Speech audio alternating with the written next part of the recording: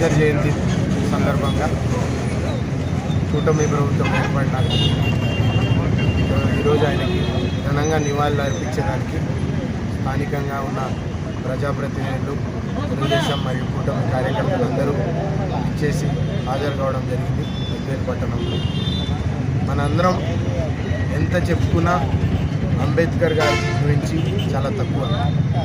ఎందుకంటే ఈరోజు రాజ్యాంగాన్ని నిర్మాత ఎవరంటే ఈరోజు అంబేద్కర్ గారని చెప్పాలి. మనమందరం ఇక్కడ ఉన్న వాళ్ళందరూ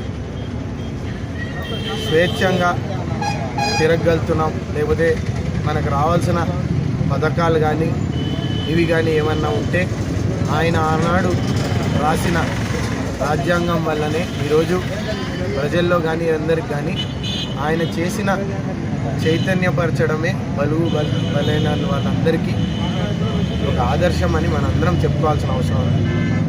భవిష్యత్తులో పిల్లలు కానీ భవిష్యత్తు పౌరులు కానీ ఎవరైనా ఈరోజు ఆనాడు వేసిన పునాది ఒక రాత లిఖితపూర్వకంగా రాయడం అనేది డాక్టర్ అంబేద్కర్ గారే చేశారనే ఆ ఘనత మనం అందరం అనుకోవాల్సిన అవసరం ఉంది. ఈరోజు ఏ దానికంటే పదునైనది ఏదన్నా అంటే ఆయుధం అంటే పెన్ అనేసి ఆయన రాసిన పదాలే ఈరోజు మనందరం దాన్ని ఆదర్శంగా ముందుకు తీసుకోవడం వెళ్తున్నాం.